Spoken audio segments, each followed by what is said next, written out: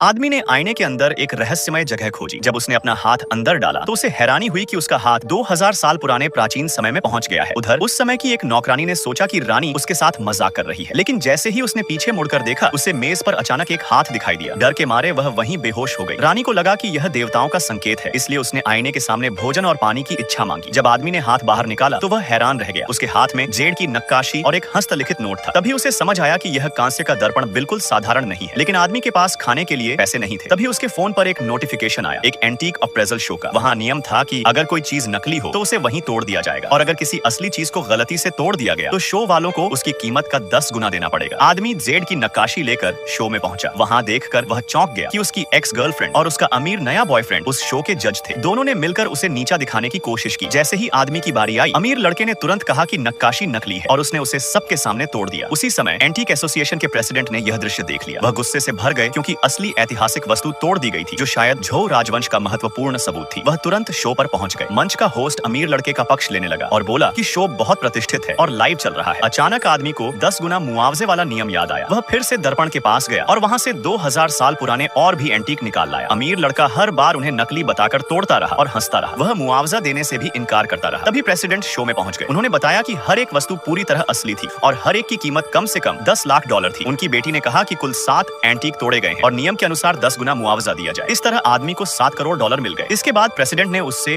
और झोउ राजवंश की वस्तुएं खरीदने की पेशकश की, पूरे 100 मिलियन डॉलर में। आदमी तुरंत राजी हो गया और फिर से आईने में हाथ डाल दिया। इस बार उसने सम्राट की शाही मुहर बाहर निकाल ली। यह देखकर रानी ने उसे रोकने की कोशिश की, लेकिन अगले ही पल आदमी गलती से 2000 साल पुरानी रानी को ही आधुनिक दुनिया में खींच लाया। नेक्स्ट पार्ट के लिए अभी सब्सक्राइब करें।